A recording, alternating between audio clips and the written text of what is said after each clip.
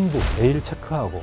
내가 절대 사표 내지 마라. 내가 VIP한테 얘기를 하겠다. 윤석열 대통령과 김건희 씨를 V1, V2로 지칭하고 이종호 씨가 언급한 3부는 3부 토건이었습니다. 대통령까지 직접 뛰어든 우크라이나 재건 사업 드라이브 속에 3부 토건 주가는 2달 사이 1,000원에서 5배가 뛰었습니다. 여기도 3부가 끼어들어갑니다. 3부는 여기 쉽게 말하면 1군에 낄 레벨이 안 돼요. 낀 상황이에요. 그 정도로 간 거야. 3부가 여기 왜 낀 거야? 거대한 카르텔의 존재를 의심하지 않을 수 없습니다. 포럼 직전에 국토부 1차관과 면담까지 했습니다. 결국은 주가 조작에 정부가 직접 가담했는지를 철저히 좀 규명해야 된다고. 금감원은 6달이 지나도록 무엇을 하고 있는지 긴급 중대 사건입니까?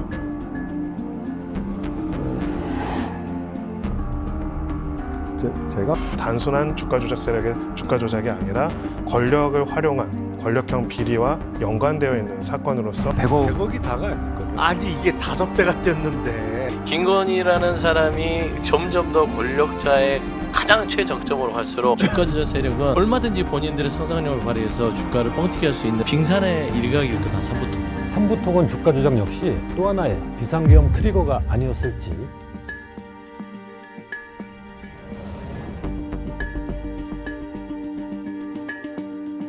안녕하십니까. 한겨레 논설의 박용현입니다. 주가 조작 세력이 권력을 등에 업고 정부의 공신력을 이용해 허위 정보를 그럴듯하게 발표한 뒤 이를 활용해 주가 조작을 벌인다면 어떨까요? 세상에 이보다 손쉬운 1억 천금 수법도 없을 것입니다. 만화에나 나올 법한 이야기입니다. 그런데 이런 일이 실제 대한민국에서 벌어졌습니다. 우크라이나 재건 사업 관련 기업으로 주가가 급등해 대주주와 경영진이 100억 원대 이상의 이익을 챙긴 것으로 드러난 3부 토건 이야기입니다.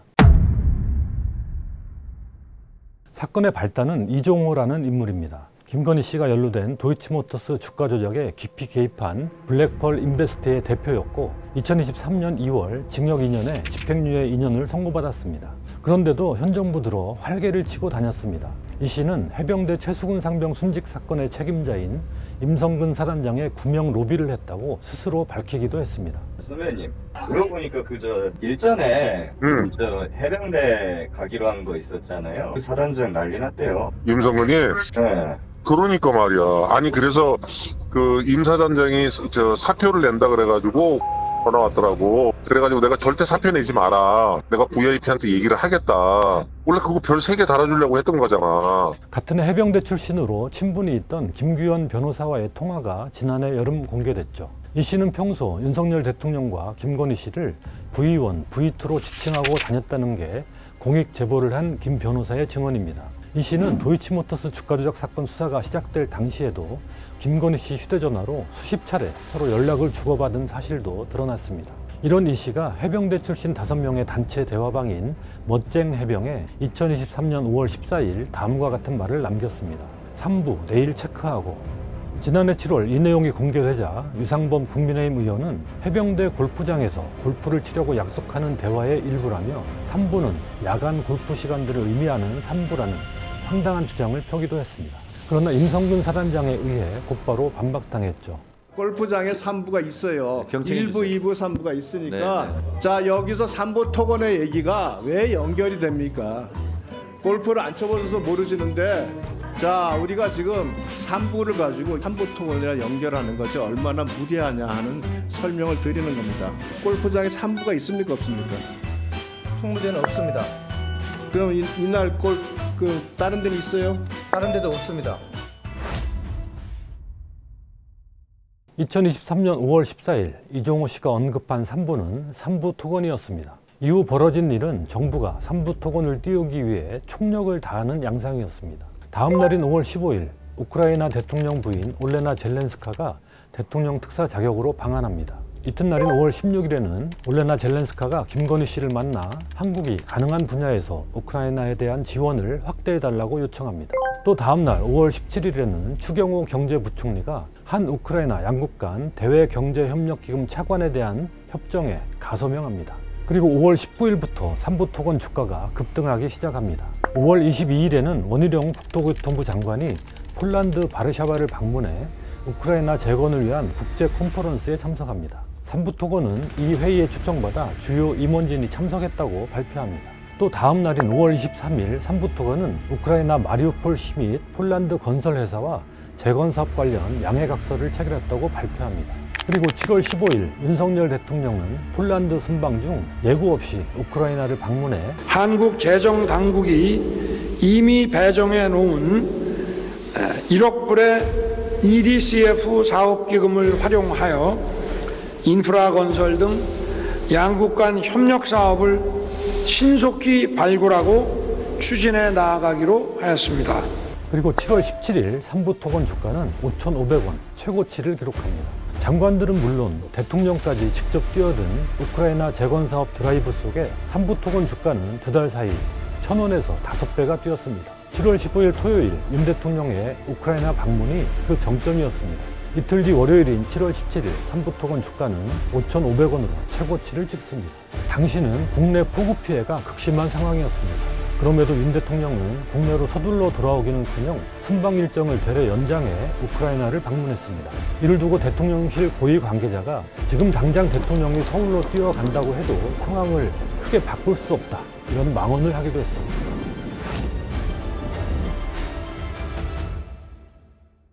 삼부토건은 이보다 한 해 앞선 2022년 6월에도 우크라이나 재건 테마주로 주목받았습니다. 유라시아 경제인협회와 전후 재건 관련 양해각서를 맺었다는 기사가 나오면서 주가가 치솟은 건데요. 하지만 기사 내용은 사실이 아니었습니다. 이렇게 허위 정보로 주가를 띄우려다 실패한 1년 뒤, 이번엔 정부를 등에 업고 우크라이나 재건 테마주로 본격 부상한 것입니다. 선의로 해석해 삼부토건이 우크라이나 재건 사업에 지속적 관심을 가져왔고 마침 정부 움직임과 맞아떨어져 기회를 얻었고 이종호 씨가 그 미래 가치를 보고 주식 투자를 한 것으로 볼 수 있을까요? 그렇지 않다는 분명한 근거가 드러났습니다. 삼부토건 대주주와 경영진이 주가 급등 당시 주식을 팔아 100억 원 이상의 이익을 챙긴 것으로 확인된 것입니다. 정상적인 회사라면 대주주와 경영진이 사업을 성공시키는 데 집중해야지 지분을 처분해 돈을 챙기겠습니까? 삼부토건은 애초부터 우크라이나 재건 사업에 참여할 만한 기업이 아니었습니다. 해외 법인들은 휴업 상태로 청산 절차가 진행 중이었습니다. 그때 우리나라의 재건 관련한 그나마 할 수 있는 일군 업체들이 동원이 돼요. 삼성물산, 현대건설, 한전, 쌍용 등이 나란히 거기 이제 같이 갑니다. 근데 이 업체들은 현지에 실체가 있어요. 사무소도 있고 실제 거기 공항 수주한 것도 있고 MOU도 많이 맺고. 근데 여기도 삼부가 끼어 들어갑니다. 삼부가 들어가. 여기. 삼부는 여기 쉽게 말하면 1군에 낄 레벨이 안 돼요. 이 정도로 웃기는 상황이에요. 그 정도로 웃긴 거야. 삼부가 여기 왜 낀 거야? 급기야 삼부토건은 지난해 거래 정지가 됐고 지난달엔 법원에 회생 절차를 신청했습니다. 4년 연속 손실을 내며 지난해 3분기 기준 누적 영업 손실은 678억 원, 부채 비율은 838%, 부채 총계는 3,772억 원이었습니다. 애초 가망 없는 회사를 가지고 주가로 장난을 쳐 한탕을 노렸던 것으로 볼 수밖에 없습니다. 정부와 삼부토건이 떠들어댄 우크라이나 재건 사업이라는 장밋빛 환상에 속은 일반 투자자들만 큰 손실을 입었습니다. 이렇게 부실한 기업이 어떻게 대기업들과 나란히 정부의 우크라이나 재건 사업 참여 계획에 이름을 올릴 수 있었는지, 이를 가능하게 한 세력은 누구인지가 앞으로 밝혀야 할 핵심입니다. 거대한 카르텔의 존재를 의심하지 않을 수 없습니다. 삼부토건 같은 경우는 해외 사업에서도 철수하겠다고 공시까지 했어요. 그런 삼부토건이 갑자기 우크라이나 재건 포럼에 참여했습니다. 이것도 대단히 이례적인데 그 포럼 직전에 국토부 1차 감사 면담까지 했습니다. 결국은 주가 조작에 정부가 직접 가담했는지를 철저히 좀 규명해야 된다고 저는 생각하고요. 삼부토건의 우크라이나 재건 사업 참여와 주가 급등은 누가 봐도 수상한데 당국의 조사는 더디기만 합니다. 한국거래소는 지난해 9월에야 삼부토건 주가 조작에 대한 이상거래 심리 결과를 금융감독원에 넘겼습니다. 금감원은 6달이 지나도록 무엇을 하고 있는지 모르게 조용합니다. 긴급 중대 사건 같은 경우는 즉시 상황 공유 및 협업 대응해서 검찰로 바로 넘길 수도 있어요. 지금 일반적인 상황입니까? 긴급 중대 사건입니까?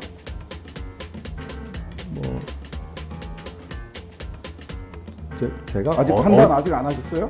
아니, 이복현 금감원장은 최근 삼부토건 대주주 등의 100억 원대 이익 실현이 언론이라든가 다양한 이해관계자들 문제 제기를 해주셨기 때문에 저희가 중요 사건으로 봐서 보고 있는 중이고요. 그러면서도 특정 팩트 하나만으로 불공정 거래가 바로 성립된다고 이렇게 인정하기는 되게 어려운 거라서 차단막을 쳤습니다. 어디서 많이 본 듯한 상황입니다. 도이치모터스 주가 조작도 2012년 당시 한국거래소에 포착돼 금감원에 보고됐습니다. 사건 번호 133호 도이치모터스 불공정거래 조사 자료라는 보고서까지 있었습니다. 이어 검찰에까지 수사 의뢰가 이루어졌습니다. 하지만 어떤 이유에선지 수사는 진행되지 않았습니다. 당시 검찰에 있던 윤석열 대통령의 입김이 작용했을 것입니다. 여러모로 삼부토건 사건은 도이치모터스 사건과 판박이입니다. 이종호라는 공통인물이 등장합니다. 그 배경에는 역시 김건희 씨의 그림자가 짙게 드리웁니다. 초기 조사와 수사는 제대로 이루어지지 않습니다. 도이치모터스 수사를 덮은 건 검찰이었고 삼부토건 사건은 검찰 출신 이복현 금감원장의 손에 머물러 있습니다.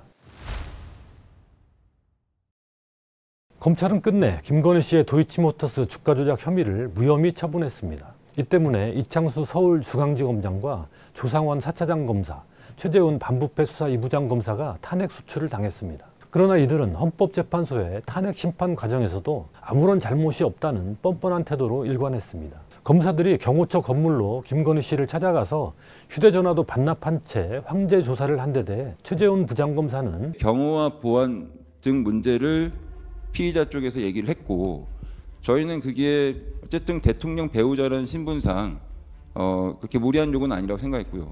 압수수색 한번 제대로 하지 않아놓고 조상원 차장검사는 여사도 서면 조사도 했고 그다음에 대면 조사도 했고 그다음에 관련 계좌들도 조사를 했습니다. 저는 충분히 필요한 조사를 했다고 생각합니다.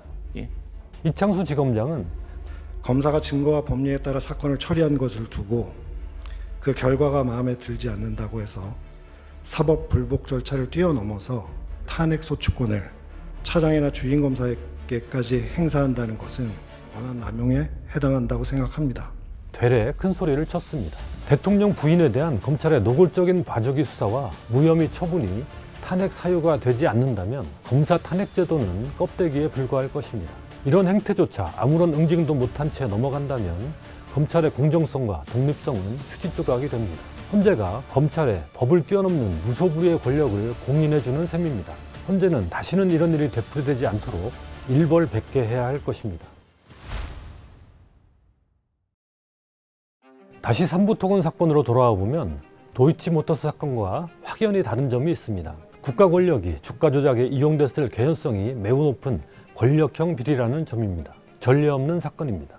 당시에 우크라이나 재건 사업에 삼부토건이 참여한다라는 하나의 가설을 퍼뜨리는 그런 정치적인 움직임과 경제적인 움직임에 직접 관여하거나 연결이 있다면 이거는 단순한 주가 조작 세력의 주가 조작이 아니라 권력을 활용한 권력형 비리와 연관되어 있는 사건으로서 수사의 대상이 될 수가 있습니다. 실제 주가 조작으로 벌어들인 이익 규모도 훨씬 더 클 것이라는 관측이 나옵니다. 100억이 다가 아닐걸요? 아니 이게 5배가 뛰었는데 한두 개 계좌가 동원된 게 아닐 거란 말이에요. 다 일망타진해서 쭉 훑어보면 100억보다는 훨씬 많을 겁니다. 1000억대까지 갈 수 있습니까?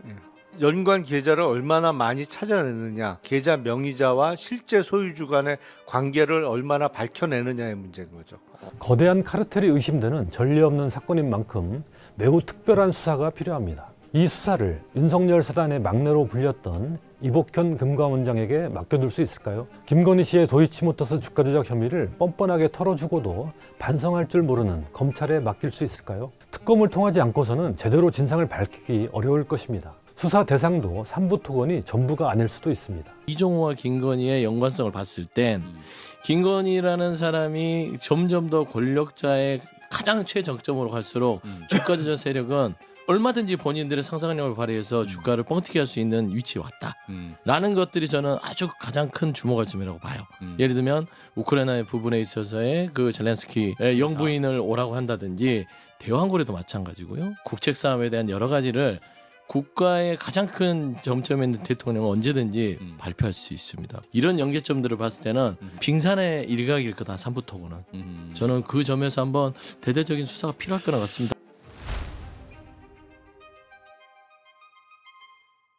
12.3 내란의 실제 이유는 명태균 게이트 등 윤석열 대통령 부부의 범죄 혐의가 드러나는 것을 막기 위한 것이었다는 관측이 많습니다. 도이치모터스 주가 조작 혐의를 주도한 검사들이 탄핵된 것도 비상계엄의 중요한 계기가 됐다는 보도도 나왔습니다. 삼부토건 주가 조작 역시 윤 대통령 부부가 틀어막아야 할 사건으로 또 하나의 비상계엄 트리거가 아니었을지 짐작해 봅니다.